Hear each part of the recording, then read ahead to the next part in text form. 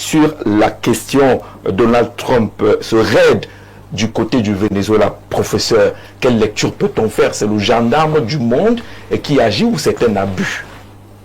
Merci de me donner la parole. Le raid, parce qu'il s'agit bien de cela, qui a été conduit par les Delta Forces, qui sont une unité d'élite américaine, pour capturer le président Nicolas Maduro et son épouse Cilia Adela Flores de Maduro, est clairement un abus. C'est une violation du droit fédéral américain, c'est une violation du droit international. Donc il n'y a pas simplement une violation du droit international, il y a une violation du droit fédéral américain, parce que quand les États-Unis d'Amérique doivent effectuer une opération militaire, le président des États-Unis a besoin de l'approbation du Sénat. Ça illustre la dérive dangereuse dans laquelle le monde s'inscrit, qui est l'hégémonisme généralisé, parce que maintenant, toutes les grandes puissances sont autorisées à intervenir comme elles veulent, dès qu'elles considèrent à tort ou à raison que leurs intérêts sont remis en question.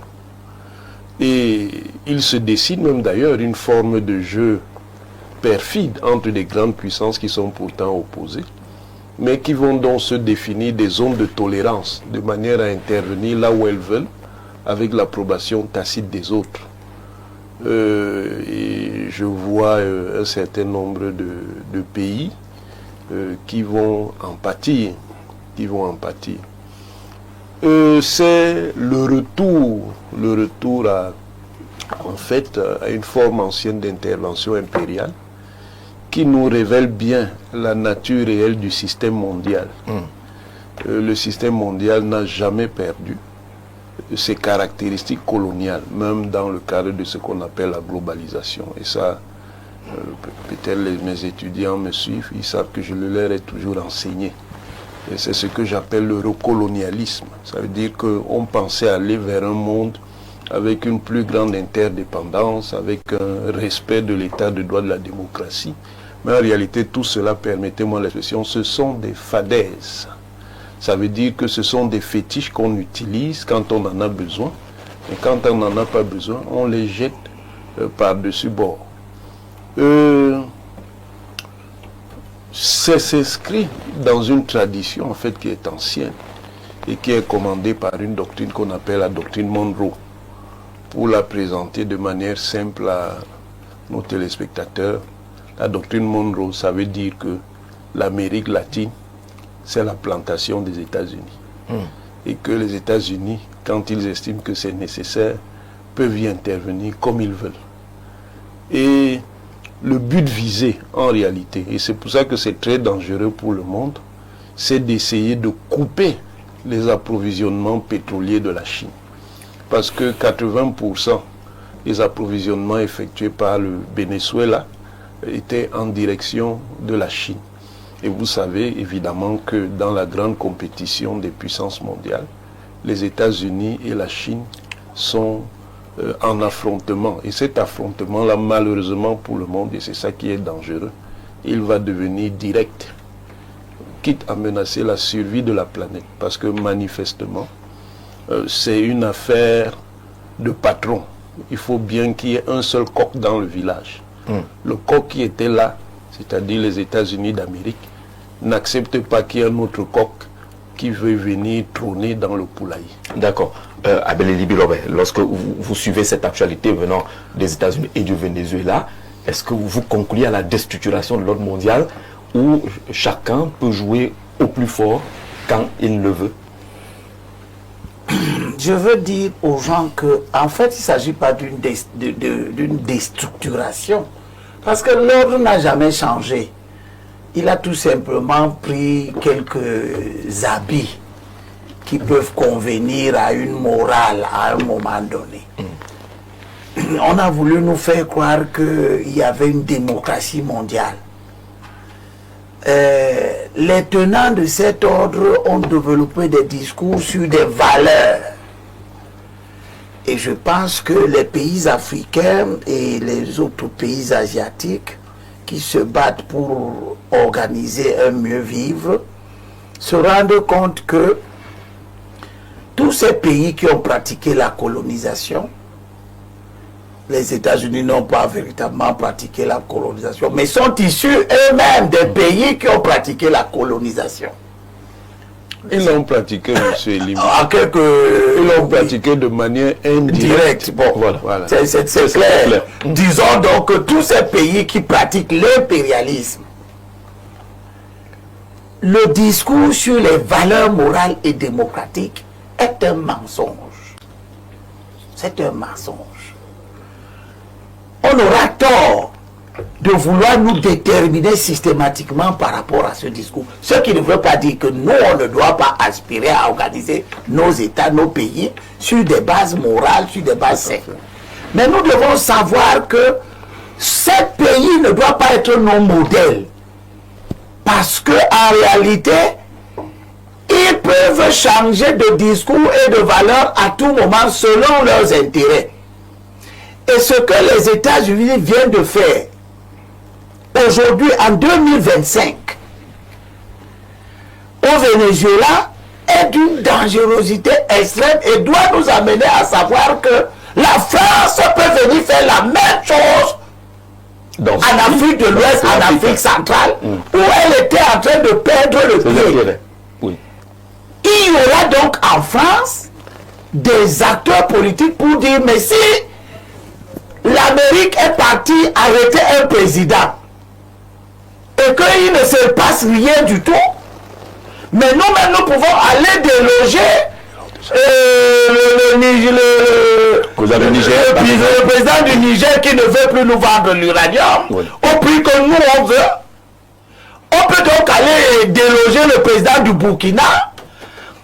On peut venir déloger le président camerounais qui veut diversifier ses partenaires alors que le principe colonial impérialiste c'est que nous devons être le seul partenaire que nous devons avoir, ce doit être la France.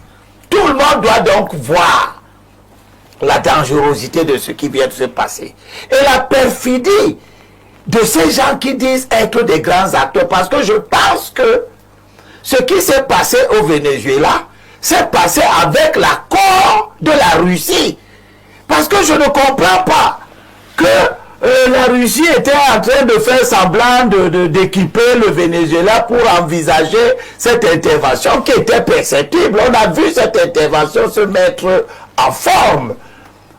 Mais je ne comprends pas que aucun coup de feu n'ait pu empêcher, aucune arme, rien, l'armée vénézuélienne n'ait pas pu empêcher les hélicoptères d'accéder au palais présidentiel. C'est une armée d'environ 337 000 hommes, l'armée du Venezuela. Bon. Et enfin, c'est un autre message pour nos dictateurs.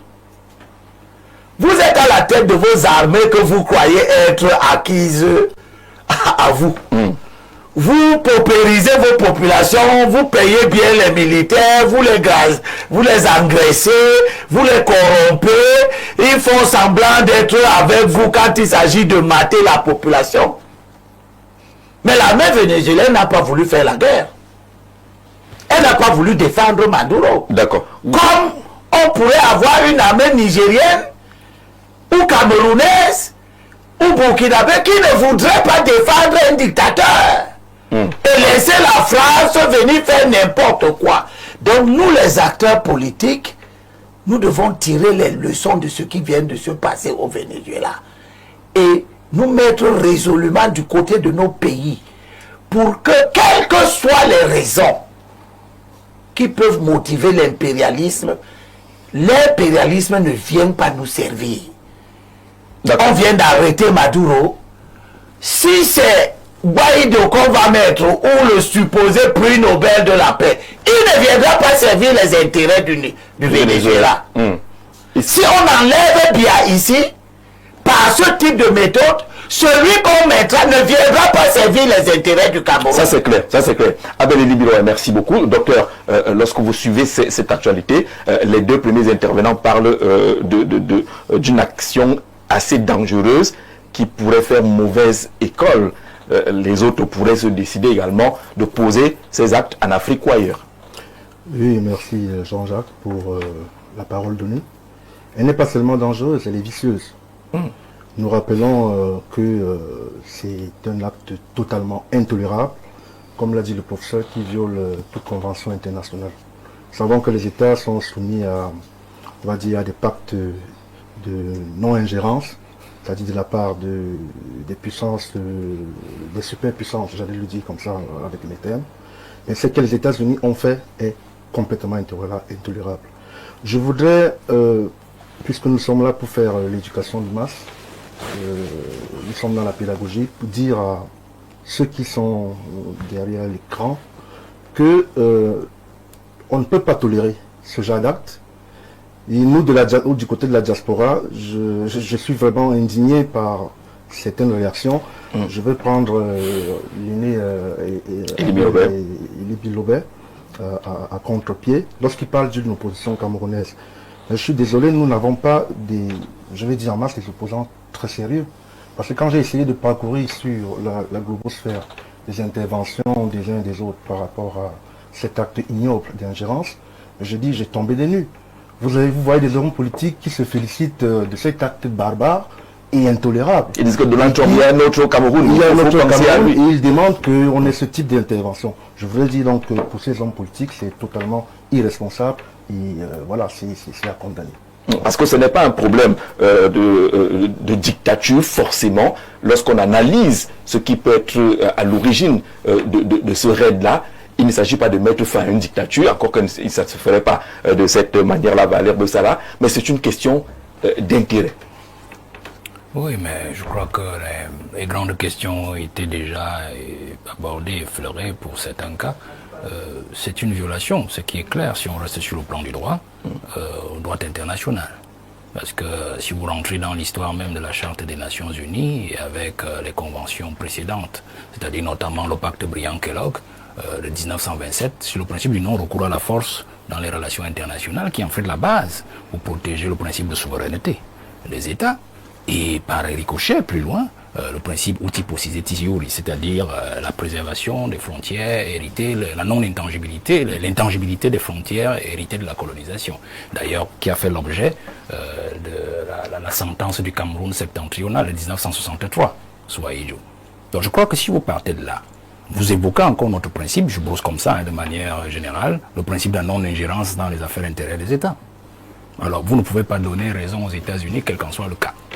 Quel qu'en soit le cas.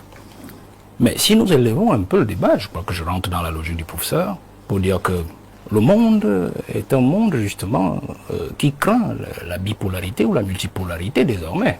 C'est-à-dire que les tenanciers de l'unipolarité, que sont les États-Unis, ne veulent pas de la bipolarité, peuvent même encore peut-être la tolérer, mais ne veulent pas la multipolarité.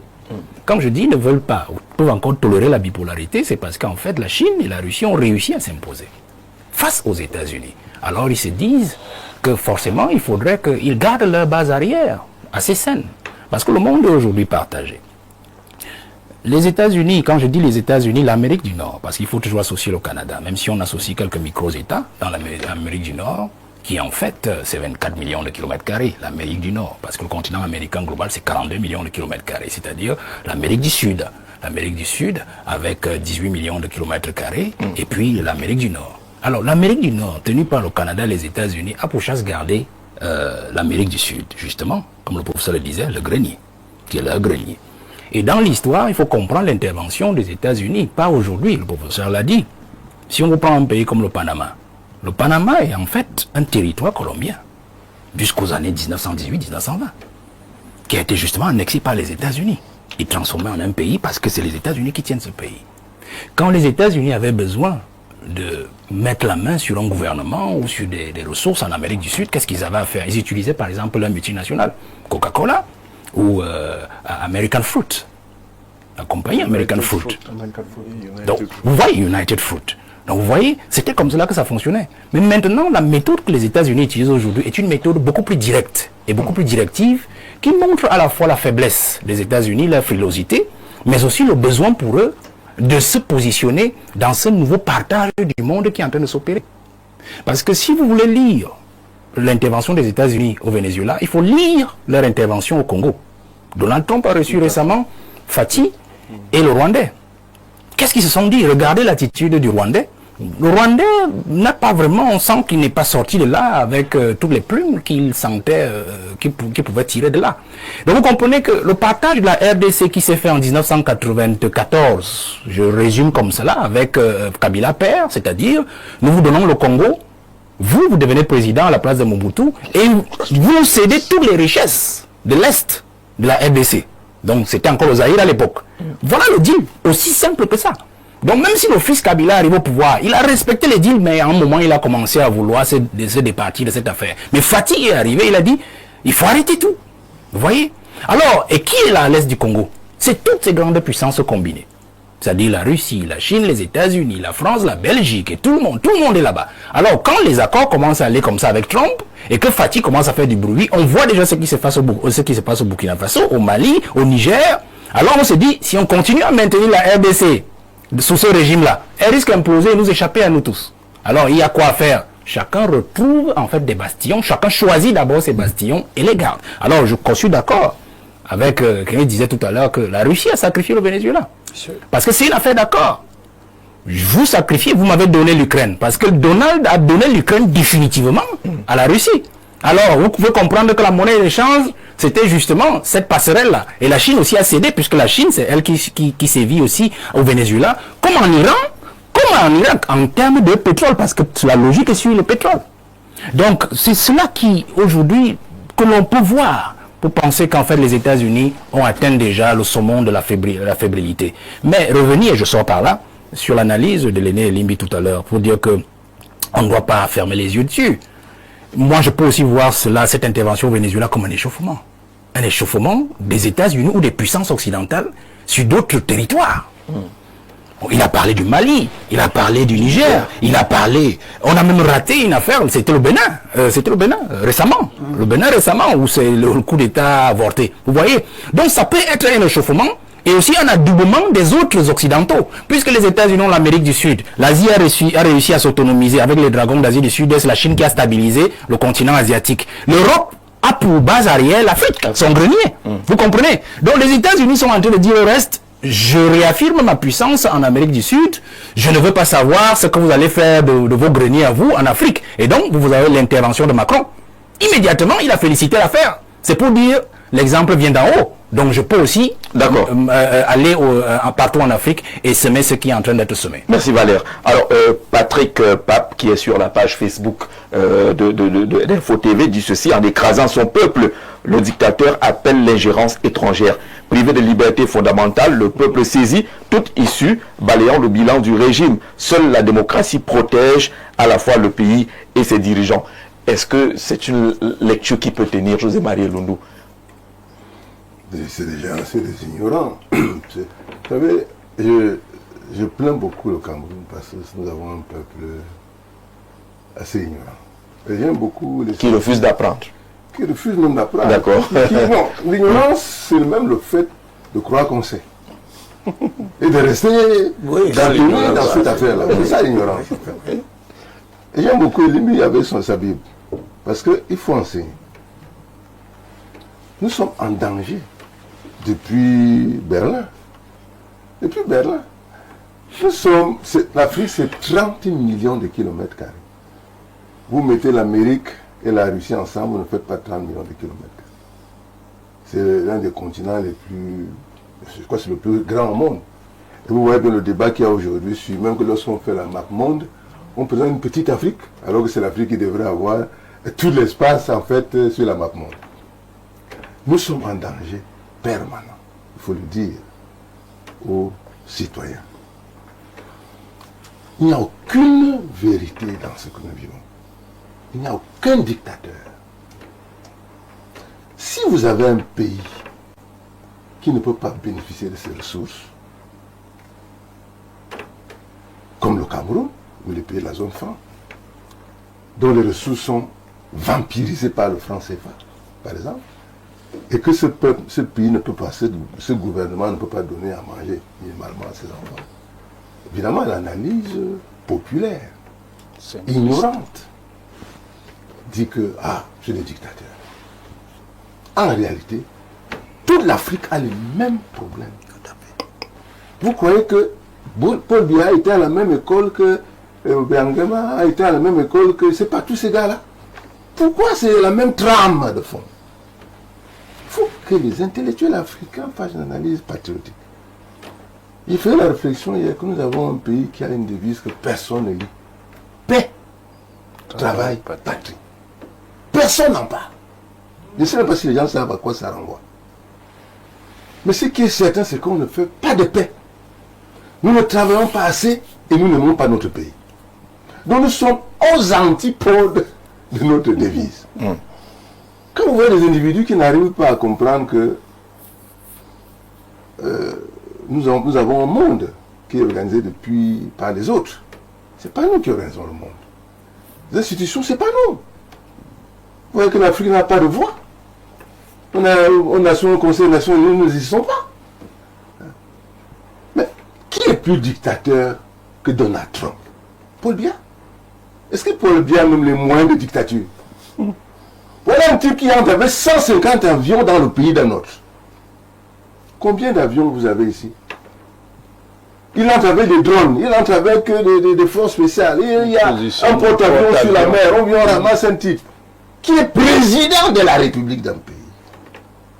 Il y a quelque chose, et puis on oppose à ça un dictateur qui s'appellerait Paul Biya. Il faut quand même, mon vieux soeur, mais sois un peu simplement logique. C'est une question de bon sens. C'est pas une question politique. C'est une question de se demander que bon, depuis la politique de gros bâtons, parce qu'on a parlé de l'Amérique du Sud appartient aux États-Unis d'Amérique. C'est leur propriété.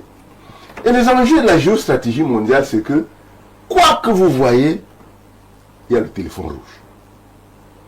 C'est-à-dire que Donald Trump a appelé Poutine. Il lui a dit, je vais prendre le type là ce soir. C'est bon? Oui, c'est bon. Et il appelle le Chinois et dit, je le prends ce soir. C'est bon, personne ne bouge. Et nous ici, on est contents. Oui, le dictateur Biya, le dictateur Alassane Ouattara, nous n'avons même pas les moyens de dicter, nous n'avons même pas les moyens de gouverner nos États. Même la Côte d'Ivoire dont on parle, le président Gbagbo avait été enlevé.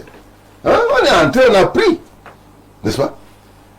Quel est il n'y a pas très longtemps, à Kolwezi, n'est-ce pas? Les parachutistes français tombaient là-bas, ils venaient mettre de l'ordre. Au Cameroun, si vous vous amusez, prenons un truc simple, on décide demain de quitter le français. Les para-français vont descendre ici. Pourquoi? Parce que je dis toujours, si tu vois un type, tu es en train de manger, un type a faim devant toi, il prend ton morceau de viande, il le met dans la bouche, si tu viens le prendre, il te croque. Naturellement. C'est ce qui se passe aujourd'hui. C'est-à-dire que si tu enlèves à la France le morceau de viande là, vous n'allez pas reconnaître les Français. Donc je vais finir en disant simplement que un de mes grands frères de regrettée mémoire qui s'appelait Vincent Onana m'a raconté que Paul Biya, le président de la République, l'a reçu en 2004. Il lui a dit, votre pays est le plus riche au monde. C'est lui, Paul Biya qui dit ça, il peut écouter, hein, je crois que tout le monde nous entend. Et il a dit à Onana, il faut dire aux Camerounais de s'apprêter à défendre leur pays. Onana ne pouvait pas, il m'a dit, je ne pouvais pas parler, c'est lui qui parlait. Il me dit, comme je vous vois là, mais tous ces gens qui sont avec moi là, qui aiment manger, qui aiment faire, qui aiment l'argent, qui aiment la nourriture, allez dire, vous, au peuple camerounais, je ne sais pas quel est le langage que vous allez utiliser, allez dire au peuple camerounais de s'apprêter à défendre son territoire. Parce que si vous ne le faites pas, laissez-moi finir, allez-y. Si vous ne le faites pas, des gens viendront ici, ils vont arracher vos terres et vous allez vivre dans les marécages. Donc, il faut que les Camerounais sachent que nous avons là un problème sérieux. Et l'occasion nous est donnée de réfléchir sur la cohésion nationale. Parce qu'il y a les peuples qui ont vaincu ça. Les Vietnamiens. Mais ils ont vaincu ça. Vous venez, ils se mettent avec les flèches, les bâtons, les pièges à rats, les pièges à tout. Ils vous ont vaincu ça. Donc c'est pas parce que vous avez tous ces avions. Si un peuple est soudé, aucun autre peuple monte. D'accord. Mais si vous êtes divisé comme nous le sommes, avec la démocratie. Oui, pour ça vous allez réagir très rapidement, parce que à écouter toutes vos interventions, le monde, les petits pays entre guillemets, sont forcément inquiets. Qui pour protéger qui? Il y a ce message. Pourquoi la Russie, la Chine ont abandonné Maduro, leurs alliés? Chaque pays doit posséder, bon, on ne dira pas cela, bombe atomique. Seule cette arme est capable de dissuader qui que ce soit. Je crois que le coach vous a dit qu'un peuple soudé peut mieux s'organiser que cela. Ce n'est pas forcément une question d'armes. Bonsoir, je suis Monsieur Joey depuis Francfort en Allemagne. Merci enfin de parler des questions internationales. Merci d'inviter le patriarche Joseph-Marie Lundu. Prière de faire de lui un de vos invités permanents. En tout cas, il a reçu le message. Il va nous répondre certainement avant la fin de l'émission ou après l'émission. Le naturel revient toujours au galop. Cette intervention des USA est la preuve que l'Occident ne s'est jamais construit par le travail, mais plutôt par le vol, le pillage des pays. L'Occident s'est construit par le travail des Africains. 500 ans de traite négrière, 200 de colonisation a construit les pays occidentaux. Aujourd'hui, leur population est vieillissante et comme les Chinois et Africains sont des travailleurs, ils les ont dévancés, ils sont obligés de revenir au naturel, la violence et la prédation. Merci à ce frère qui écrit depuis l'Allemagne. Monsieur Lundu, s'il vous plaît, c'est le franc CFA qui fait que les hommes détournent les milliards. C'est elle c'est ce franc CFA qui empêche les hommes politiques qui ne peuvent pas parler. C'est le franc CFA qui fait que les technocrates ne sont pas aux affaires. C'est le CFA qui a divisé le peuple. C'est un ensemble d'interrogations relativement à votre participation. Bonsoir à vous, les gladiateurs des médias, pour le débat d'actualité concernant Nicolas Maduro. Disons que sur le droit international public, c'est une violation, mais n'oublions pas, cette violation, à mon avis, est une conséquence directe des faits par nos dirigeants, non seulement par Maduro, mais encore et surtout en Afrique centrale. C'est-à-dire les dirigeants africains brandissent souvent la démocratie sur les caractéristiques que la souveraineté nationale, ils bafouent souvent les droits des paisibles citoyens, mais personnellement, je souhaite vivement cette intervention en urgence en Afrique centrale, signé Ahmad Abouakar, étudiant en cycle master en droit public international. C'est des D'accord, bonsoir. Bonjour, bon dimanche. Après une énième déchéance d'un président en exercice par l'Occident, je pense, monsieur Zé, que les pays africains devraient sérieusement penser à resserrer la solidarité qui peine à être une réalité sur le continent. Croyez-moi, le geste américain s'adresse à certains pays africains. N'oublions pas qu'un général français évoquait la nécessité pour la France de, entre guillemets, revenir en Afrique par tous les moyens. C'est Bertrand qui écrit depuis Marois. Bonjour. Pourquoi l'armée vénézuélienne ne s'est pas opposée à cette opération François Xavier du côté d'Obala, qui interroge l'armée. Quelqu'un d'autre a interrogé les alliés traditionnels du Venezuela qui semblent avoir fermé les yeux, mais d'autres reviennent sur les dictatures qui doivent être combattues. C'est ce que l'étudiant dit par exemple. C'est une analyse superficielle, très superficielle même, parce que les dictatures dont il parle sont le produit de ce même système. C'est le système international qui crée les dictatures quand ça l'arrange. Bon, si vous deviez attaquer, entre guillemets, les dictatures, c'est l'ensemble du monde que vous attaqueriez, à commencer par les grandes puissances qui en réalité exercent une dictature internationale. C'est un système de protectorat, de mise sous protectorat qui est en cours au Venezuela. Et manifestement qui a été négocié. Parce que les Américains ne voulaient pas d'un système qui les oblige à rentrer profondément dans le pays par l'occupation. Parce qu'ils ont déjà été victimes de la stratégie de l'occupation où ils ont été battus. Donc qu'est-ce qu'ils font? Ils négocient avec les classes dirigeantes pour mettre un pays sous protectorat. Et ça ne va même pas bénéficier immédiatement à l'opposition. Ils vont travailler avec le système vénézuélien. La preuve, la vice-présidente Delcy Rodriguez sera installée donc comme présidente exécutive du Venezuela. Le système militaire sécuritaire est intact. Mais maintenant, ce qu'on va imposer au Venezuela, c'est que sa production pétrolière sera capturée par les multinationales américaines et les approvisionnements seront réorientés pour empêcher que la Chine soit approvisionnée. Donc, les Africains doivent un peu mûrir parce qu'ils sont enfantins. Quand je parlais tout à l'heure de fétiche, c'est ça. Quel type de démocratie vous pouvez sérieusement pratiquer avec ce type de contrôle international? Vous ne pouvez pas. Parce que dès que cette démocratie-là n'a pas le choix de puissance, même si vos procédures sont des procédures substantiellement démocratiques, on va renverser les dirigeants. On va renverser ces dirigeants. Ça veut dire que la démocratie ne tient que quand elle sert les intérêts de l'étranger. Mais une démocratie qui sert les intérêts de l'étranger n'est pas une démocratie. C'est une démocratie coloniale. Il y a incompatibilité entre colonialisme, même sous la forme du néocolonialisme, et démocratie. Ça veut dire que dès qu'il y a un dirigeant qui ne leur plaît pas, il le renverse. Et on utilise les excuses démocratiques pour justifier, mais regardez tous ces pays-là. Lequel après est arrivé quelque part? Aucun de ces pays n'est arrivé nulle part. Si vous pensez que c'est seulement renverser les dirigeants qui va faire qu'il y aura une démocratie substantielle chez vous, vous vous trompez. D'accord. En réalité, ces mécanismes sont des mécanismes de refermeture des opportunités de développement qui peuvent exister dans nos pays. Parce que dans la lutte qui va se faire, il faut interdire par tous les moyens aux pays africains d'émerger. Et voilà le vrai problème de l'Afrique. En près de 70 ans de souveraineté, aucun pays africain n'est devenu développé, quelle que soit la formule politique pratiquée.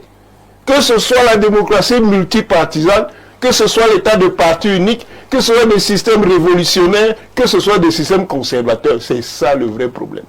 Si vous n'avez pas la souveraineté, vous ne pouvez pas avoir le développement. Si vous n'avez pas le développement, vous ne pouvez pas avoir la démocratie. D'accord, professeur. Valé Bessala, le professeur évoquait la notion de souveraineté.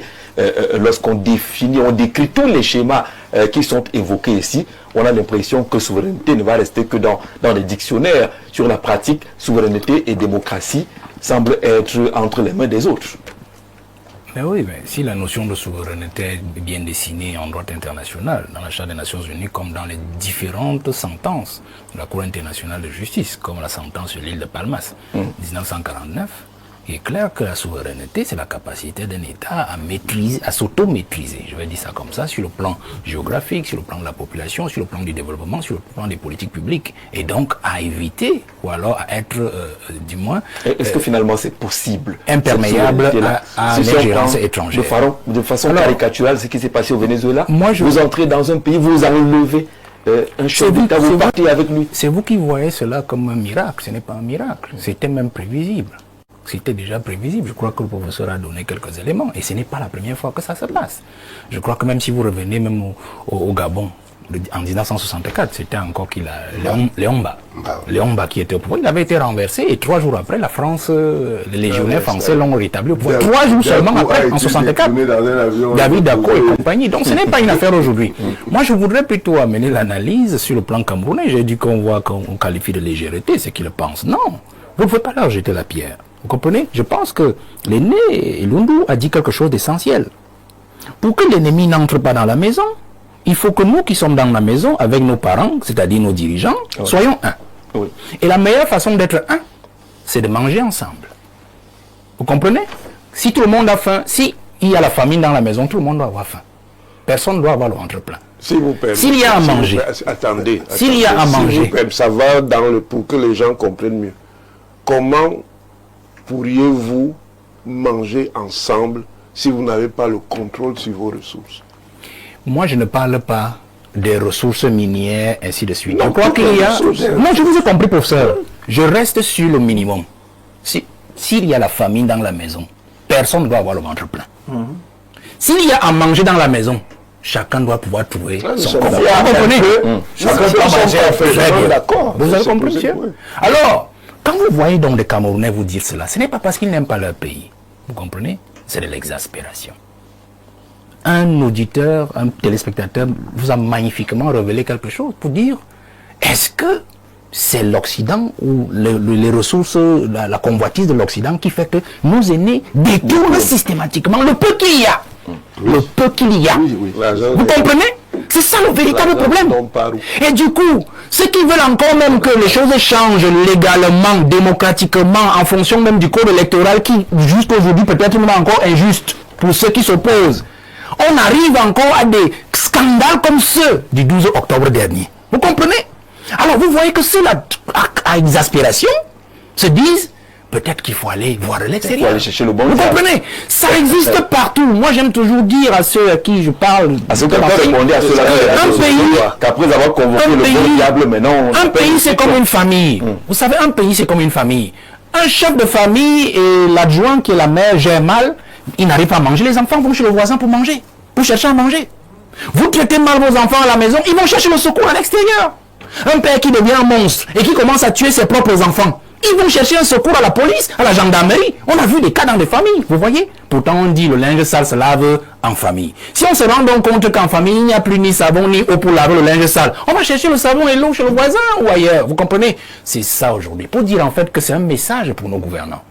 On ne le dit pas parce qu'on veut qu'on vienne capturer Paul Biya et ses amis et tout le monde, mais on le dit pour qu'ils comprennent que même le gouvernement, ce sera le sujet tout à l'heure qui s'en vient, qu'ils comprennent qu'il ne faut pas changer de nouveau visage et continuer avec le même système comme le professeur le disait tout à l'heure. On capture Maduro, mais c'est le même système qui va continuer, on va juste faire quelques réglages, vous comprenez. On veut absolument que le président comprenne que l'heure est venue au moins de s'en aller en laissant un Cameroun qui soit au moins solide pour résister aux attaques extérieures. Vous comprenez? C'est ça le véritable souci. Vous savez, Paul Biya, le Cameroun n'est pas solide. Prenons un cas, mais je vous avais des cas. Prenons le Burkina. Combien de fois la France, à travers la Côte d'Ivoire, a voulu en rentrer au Burkina et renverser encore Ibrahim? Ce n'est pas fini. Voilà, et ça continue. C'est parce que le peuple, bien sûr, oui. On est déjà à la 7e ou à la 8e. À la 7e ou à la 8e. C'est parce que le peuple est soudé derrière son nouveau chef. Vous comprenez? Le peuple a compris que ce monsieur a l'esprit de la patrie. On doit être derrière lui. Vous pensez que Maduro est parti, pourquoi? Parce qu'en fait, le peuple est divisé. C'est-à-dire, moi je pense que c'est nous qui sommes superficiels sur le cas du Venezuela. Le peuple a été divisé. C'est nous qui sommes... Non, je dis bien le peuple est divisé. Je dis bien le peuple est divisé. Moi je parle du résultat, vous parlez du processus. Le peuple vénézuélien est divisé. Divisé parce que, en fait, je pense que c'est nous qui sommes superficiels, monsieur Zé. Vous comprenez? Parce que c'est un pays dont nous ne connaissons pas les réalités profonde intérieure, comme nous connaissons le Cameroun. C'est-à-dire que nous savons que chez nous, ici, il y a les tribus qui s'entrechoquent, il y a les ci et les ça. Au Venezuela, si vous y arrivez, vous allez comprendre aussi que c'est sensiblement les mêmes réalités. Et que l'ennemi extérieur est venu pêcher, justement, dans ces différentes divisions. Je sors donc avec l'élément de l'armée. Et on a posé la question, je ne sais pas qui a posé la question, pourquoi l'armée n'est pas intervenue.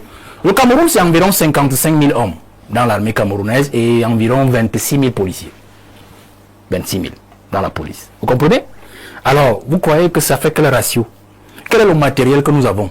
Mais rassurez-vous que même au Venezuela, et si vous avez vu l'armée ne pas intervenir, laissons que Poutine a dit oui, le Chinois a dit oui, mais une armée qui est soudée, comme on aime dire chaque année, armée et nation. Vous comprenez? Une armée qui est soudée derrière un pouvoir et derrière un peuple n'aurait jamais laissé cette affaire-là. Même si vous êtes qui? Vous avez 100 000 avions, vous entrez dans un pays, quand une armée est bien formée, et vous avez donné le chiffre tout à l'heure, bien formée et patriote, elle défend son pays. Alors on va sortir quand même des questions qu'on est en droit de se poser. Donc nous sommes dans un, je termine, donc nous sommes dans un processus. On laissé faire. Les puissances, je les ai déjà mises de côté. L'armée n'a pas réagi. Je les ai déjà mises de côté, toutes ces puissances. Je les ai déjà mises de côté, ces puissances. Parce qu'on ne va pas rester dans un pays pour compter sur la France, la Russie. C'est d'abord nous-mêmes. Monsieur Lundu vous a dit une chose claire. Un peuple soudé derrière ses dirigeants est imperméable à toute attaque, qu'elle soit interne comme externe. Et notre armée aujourd'hui aussi a ces relents-là. Ne les regardez pas comme vous les voyez là. Hein. Ils connaissent les mêmes problèmes que nous. Ils souffrent justement de ça. Voilà, une minute chacun maintenant. Une minute chacun. Oui, il a déjà parlé. Monsieur Bossala sous-estime l'ingénierie stratégique. Ça veut dire que les pays puissants ont des laboratoires qui peuvent leur permettre de vous diviser. Ils savent quelles sont les procédures qu'ils peuvent utiliser pour diviser un pays. Et je puis vous dire que pour le Cameroun, c'est un processus largement en cours. Depuis au moins 15 ans, des gens travaillent pour diviser le Cameroun. Ils mènent au Cameroun une guerre silencieuse. Ils mènent au Cameroun ce que j'appelle une guerre métamorphe. qui a plusieurs formes, parce que les gens croient que la guerre est seulement militaire. Non. Donc il ne faut pas sous-estimer cette ingénierie. On travaille à diviser un pays quand on veut le mettre sous dépendance. On travaille à diviser un pays quand on veut le fracturer. On travaille à diviser un pays quand on veut le faire éclater. On travaille à diviser un pays quand on impose des directions qui n'ont pas le contrôle de l'orientation du pays. Donc ça ne résout strictement aucun problème. Vous pouvez changer tous les dirigeants que vous voulez, le pays reste dans l'impasse. D'accord. Abel Bilobé, finalement, on a observé, on l'a dit, que les puissances n'ont pas réagi, le peuple n'a pas eu une force de réaction considérable, l'armée, pareil. C'est ce message quand même qu'il faut lire. Cela doit amener les gens à bien chercher à comprendre ce que c'est que bien gouverner un pays. Vous comprenez? Et les gens pensent que bien gouverner un pays, c'est construire les routes. Ça va au-delà de cela. Le patriotisme n'est pas les routes, c'est pas un matériel. C'est une culture. Un état d'esprit. C'est un état d'esprit.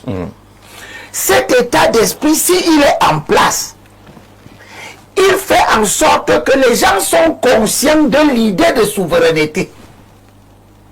À telle enseigne que, même si le pays est mal gouverné sur le plan matériel, les gens n'acceptent pas que ce soit de l'extérieur qu'on leur donne des directives. Tout à fait. Or, ce qui se passe dans nos pays, c'est que les gens acceptent, veulent, sont d'accord que les directives de gouvernance soient impulsées de l'extérieur.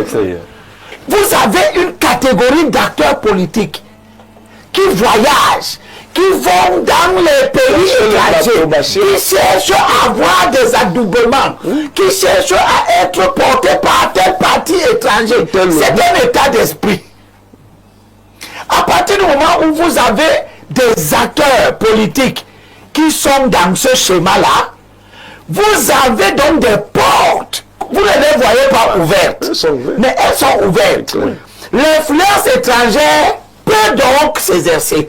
Et je veux dire à nos compatriotes, ce qui s'est passé au Venezuela ne s'est pas fait sans l'accord des Vénézuéliens. Ils étaient d'accord. Ils veulent se débarrasser de Maduro. Ils considèrent que Maduro ne gouverne pas bien. Mais ils ne se sont pas donné la peine d'être les maîtres de cette décision. Le prix Nobel de la paix, qui est vénézuélienne là, elle a plein de gens derrière elle, non? Elle a des Vénézuéliens derrière elle. Mais elle est un agent bien identifié et connu de l'Amérique. De l'impérialisme. De l'impérialisme qui a fait de... Qu'est-ce que cette femme a fait de spécial au Venezuela pour avoir le prix Nobel de la paix? Quel est son engagement pour la paix dans le monde? On est en train de fabriquer une personne. Je veux rappeler à nos compatriotes l'histoire de l'Afrique. Tous les présidents démocratiquement élus à l'entrée des indépendances ont été tous renversés. Modibo Keïta, par la France, qui a mis des gens au Mali à leur solde. Le Mali ne s'est pas développé. Tous les coups d'État qui ont suivi Sylvanus Olympie au Togo. Au Togo, Sylvanus Olympie, démocratiquement élu à la sortie des indépendances, à l'entrée des indépendances, démocratiquement élu, élection régulière et tout, renversé par la France pour mettre un agent de la France que c'était au Togo, que certains Togolais aimaient. On a mis Yadema avec son ethnie et qui était d'accord, etc. Et Yadema, près de 20 ans ou 30 ans de pouvoir, ça n'a pas développé le Togo. On viendra ici au Cameroun. On va renverser par cette même méthode Paul Biya. On va accuser les bêtis, on va prendre les Bamileke. Ça ne va pas développer le Cameroun. Ne vous trompez pas. Il y a des des gens qui seront d'accord. Oui, enlever les petits, ils ont fait 40 ans, ils ont fait quoi? Ils ont volé l'argent, tout ça. Mais l'argent qu'on vole là, c'est pour aller déposer ça dans les banques de la France. Parce que si on vole même l'argent, si tous les voleurs bêtis décident qu'ils ne déposent pas leur argent à l'étranger, on va les renverser parce qu'ils ne veulent pas déposer l'argent à l'étranger. Vous voyez donc, ce que le téléspectateur qui écrit dit est simpliste. Le problème est beaucoup plus compliqué. Il est beaucoup plus compliqué. Et si on pousse l'analyse plus loin, même le temps de cette émission ne suffira pas pour qu'on comprenne que c'est une culture. Je suis pour que personne ne vienne nous dire s'il faut enlever Paul Biya. Je suis pour qu'on l'enlève. Mais je ne suis pas pour qu'on l'enlève avec l'aide de la France. Ce qui est clair. D'accord. Très clair. Vous comprenez? Je ne pars pas en France chercher que dans l'Élysée, qu'il y ait des gens qui veulent ceci ou cela. Et si je termine, c'est pour dire que nous avons la malhonnêteté. Vous avez dans les armées là, partout là, des gens qui aimeraient faire la politique. Mais au lieu de quitter et de venir faire la politique, ils vont rester dans l'armée, tout en étant des suppôts de la France ou des États-Unis, en espérant que, etc. Donc vous n'avez pas la sincérité, l'honnêteté. D'accord. Nous, on fait la politique. Toi, tu étais un fonctionnaire. Tu aurais pu chercher à faire des combis. Tu as décidé de faire la politique avec tout ce que ça te coûte. Si vous êtes militaire, vous les généraux là, si vous avez envie de faire la politique, prenez votre retraite anticipée. Et entrez pleinement. Et entrez en politique. N'essayez pas de devenir le relais de la France. Ça a été dit. Merci Rémi Robert. José Marie. C'est pas la peine juste d'éclairer la lanterne d'une intervention. Oui. L'argent est à l'économie ce que le sang est au corps humain. Et qui pompe le sang dans le corps, c'est le cœur. C'est le cœur. Quand votre cœur est hors de votre corps, et qu'il y a quelqu'un qui est chargé de vous envoyer un peu de sang de temps en temps, et qui le fait par deux homéopathiques, parce qu'il n'est pas votre corps. C'est votre corps qui appelle, et le cœur, c'est la quantité qu'il faut envoyer. Dans chaque, y compris jusqu'aux cheveux. C'est-à-dire, quand je vous parle de ça, c'est une métaphore pour que les cheveux, c'est qui? C'est ma grand-mère au village qui n'est pas concernée, parce que quand vous arrivez à Evodoula, l'argent de l'État s'arrête à Evodoula. Chez le gars de la mairie. Au village, là-bas, ils ne connaissent pas l'argent de l'État. Et c'est ça le, entre guillemets, le sous-développement. Il faut faire très attention. Parce que quand des gens, qu'on essaie d'expliquer, pour comprendre ce que Limbi dit en termes de culture patriotique, il faut d'abord connaître. Connaître. C'est-à-dire que ce n'est pas l'à peu près. L'économie, ce n'est pas l'à peu près. Et quand nous parlons d'économie, nous souhaitons que ceux qui n'en savent pas grand-chose nous écoutent. Le CFA, le Cameroun a besoin d'au moins 30 000 milliards de budget par an pour vivre, normalement. C'est même peu. Et non les 7 000, 6 000. Au moins 30 000 milliards. C'est peut-être l'arithmétique, non? 8 000 milliards divisé par 40 millions, ça fait 200 000 par personne. Par an. Ça ne vous surprend pas? C'est-à-dire que si on prend le budget là, comme le nombre d'habitants. Personne n'a jamais même vu 8 000 milliards posés quelque part, ça n'existe pas.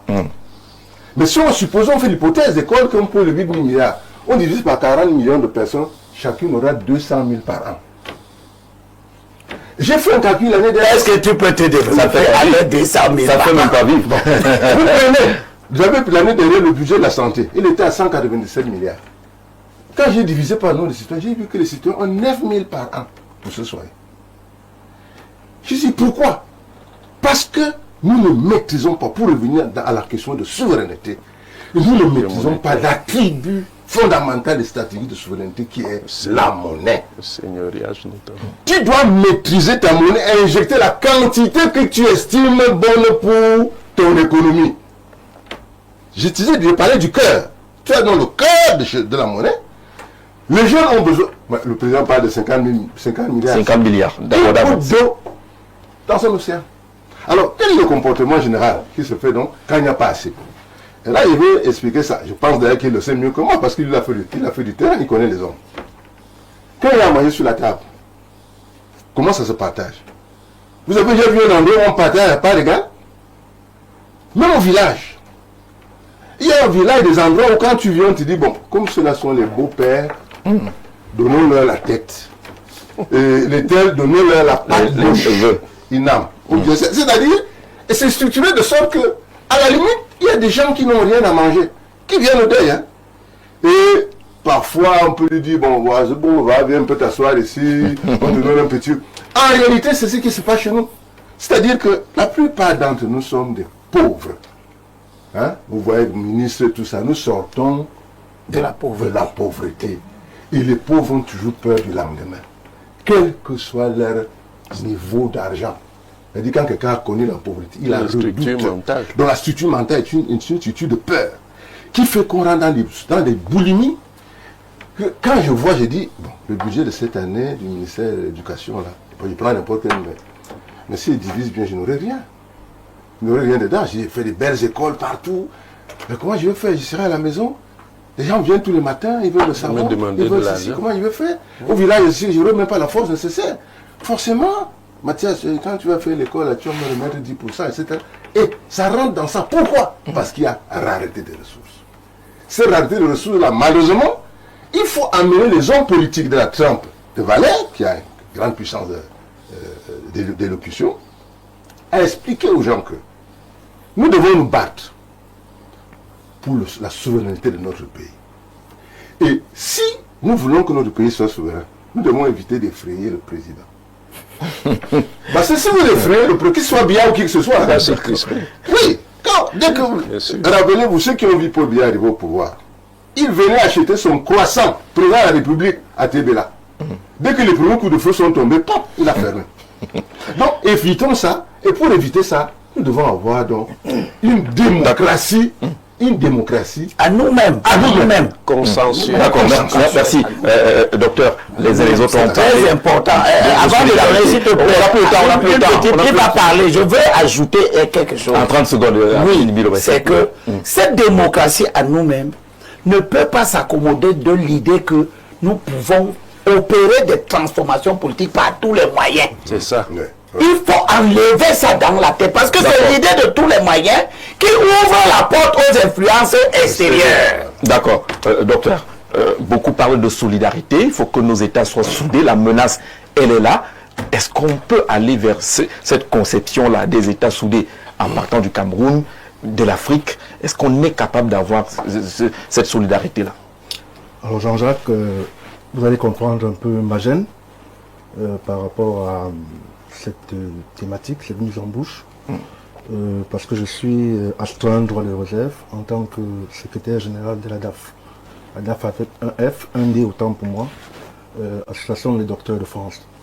Nous sommes sous la coupole du Quai d'Orsay. Il y a une ligne à ne pas déborder. Et voilà pourquoi dans ma première prise de parole, j'ai voulu faire œuvre de transposition didactique, de revenir au niveau de l'échelle locale pour premièrement m'indigner par rapport aux hommes politiques camerounais que j'ai trouvés, j'allais dire de l'opposition, qui sont, ma foi, vous avez dit irresponsables, oui. Immature. Immature, merci professeur pour le mot. Et c'est d'autant plus que quand vous regardez la configuration de notre opposition aujourd'hui, je vous assure, je suis un témoin vivant, je peux le dire, de l'histoire du Cameroun du côté de la diaspora, parce que pendant le processus électoral qui vient de s'achever, j'ai été témoin, je vous dis, et les services de renseignement certainement sont en train de nous écouter, mais il y a des réunions qui sont faites pour renverser le président Paul Biya, comme le professeur l'a dit, depuis des années, ça se prépare. Et lorsque vous êtes soit apparenté, soit proche, soit une sympathie du chef de l'État, je vous assure qu'on vous met ostracisé, mal à l'aise. Mal à l'aise. Et je dis, c'est intolérable qu'on arrive à ce niveau d'animosité entre Camerounais. Nous qui avons décidé comme ça de soutenir les institutions sans être membres d'un parti politique, d'accompagner le chef de l'État, je suis encore surpris d'entendre sur ce plateau que on a encore à questionner la qualité de la victoire du chef de l'État. Je rappelle que, bien que les autres ont bien étudié les fluctuations, c'est-à-dire de 71% jusqu'à 53%, quelque chose, mais on est à 50 plus 1. C'est une majorité. Absolument. Et il faut le respecter. Donc, moi j'appelle aujourd'hui nos compatriotes à être derrière le chef de l'État, qui est garant de nos institutions. Je les appelle à être tous soudés, comme un seul homme, pour reprendre l'ennemi Jean-Marie Lundou, pour que demain, les envahisseurs ne viennent pas, je vais le dire comme ça, avec des débordements dans notre pays et qu'on garde... Qu'ils ne trouvent pas des failles. Parce que lorsqu'il y a des failles, justement, ils s'infiltrent facilement et ils réussissent à déstabiliser ou à diviser. Très brillante intervention de Mathias Eric Onangini. La démocratie seule ne peut protéger nos ressources. Les peuples devraient se souder derrière les dirigeants visionnaires et trouver leur voie de développement. Traoré Abdoulaye Bobo Dioulasso au Burkina Faso, merci beaucoup. C'est un Burkinabé qui envoie ce message là depuis Bobo. Très bonne émission. Tous au panel, merci beaucoup. Le plus 222, Gaston Momasso dit quoi? Bonsoir, bonjour, et à ton panel, je suis émerveillé par ton plateau ce matin. Je voudrais dire, si mes souvenirs sont exacts, lorsque le conflit Boko Haram avait débuté, lorsqu'on a ressenti la France derrière, les Camerounais se sont rangés tous derrière Paul Biya. Et le problème des Camerounais et ce que Valère Bessala a soulevé, c'est Gaston Momasso qui dit, le partage, la justice, le rêve de Trump au Venezuela restaure la prééminence aux États-Unis, la realpolitik de Kissinger. La conséquence principale en Afrique, c'est la moralisation de nos dirigeants. Ahmad Hassana depuis Douala qui envoie ce message-là. Alors on va prendre un ou deux, voir si ça fait beaucoup. Je crois que le thème qui était censé être une mise en bouche a plutôt été un peu trop succulent. La bouche a fini par déborder. Bonjour, l'éminent Jacques Zé, ainsi qu'à votre illustre panel. Je suis d'accord à 500%. Franchement, le discours de certains de nos intellectuels africains qui consiste à justifier l'extrême sous-développement de l'Afrique par le contrôle de ses ressources par l'Occident est une caution qu'ils donnent de façon voilée à tous nos dirigeants corrompus. C'est même... Vous avez déjà vu un pays qui puisse se développer s'il ne contrôle pas ses ressources? C'est possible? C'est fondamental en tout cas.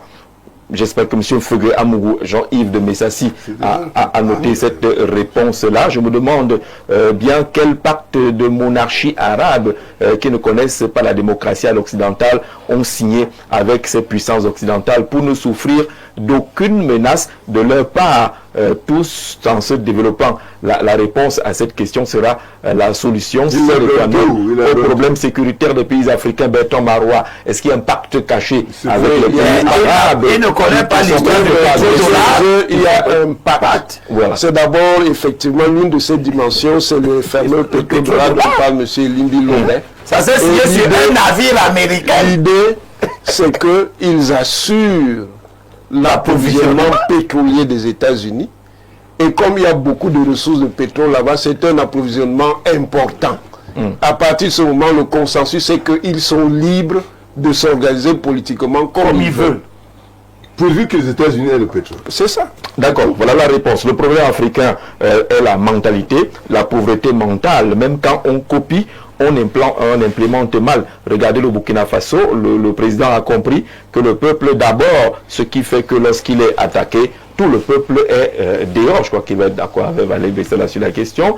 Les États-Unis n'ont pas le droit de faire ce qu'ils ont fait, peu importe la situation de dictature ou pas. Par ailleurs, on sait ce que Trump cherche, la réserve de pétrole au Venezuela, qui est la première dans le monde. Monsieur Abès, merci. 300 milliards de barils. 300 milliards. C'est-à-dire à peu près 18% au niveau mondial. D'accord. Si l'armée et la garde rapprochée du président le Cameroun, il est au 55e rang avec 200 millions de barils. Si l'armée et la garde rapprochée du président vénézuélien n'ont pas réagi, c'est simplement parce qu'ils sont complices de cette capture. Sinon, ce petit effectif de la DEA ne serait pas entré jusqu'au domicile du dit président. Merci beaucoup. Merci à ces contributions-là. On va aller très loin maintenant. Bonsoir à vous. Nous sommes aux États-Unis justement. Bonjour à vous et à votre panel. Si Donald Trump voulait atterrir au Cameroun et finir avec notre président, vos forces de sécurité n'y peuvent rien contre l'armée américaine. Personne ne va pleurer pour vous parce qu'un pays faible comme le Cameroun aurait mérité sa recolonisation. Est-ce qu'on se comprend finalement avec notre... C'est très important ce qu'il dit, parce que ce qu'il dit doit nous amener donc à comprendre que, et lui aussi, il vit aux États-Unis. Que peut-être qu'il faudrait qu'ils essaient pour se rendre compte que le peuple peut oublier tout ce que Biya a mal fait. Et estimer tout simplement qu'il n'accepte pas que les mêmes Delta Forces sont allés intervenir à Mogadiscio. Dès que les Somaliens ont abattu 2 avions et tué 2 de leurs meilleurs tireurs d'élite, les Américains ont appliqué. D'accord. Bonjour à tout le plateau. Je suis Michel Effa du côté des Kribi. J'ai l'habitude de suivre votre direct du dimanche. Vraiment, merci pour toutes vos connaissances et que vous partagez avec le peuple africain. Un grand merci à vous. Merci à tous les invités. Un coucou particulier à M. Lundu et à M. Mathias Eric Owonangini. Vous êtes à Kribi. Vous êtes forcément intéressé par le gouvernement.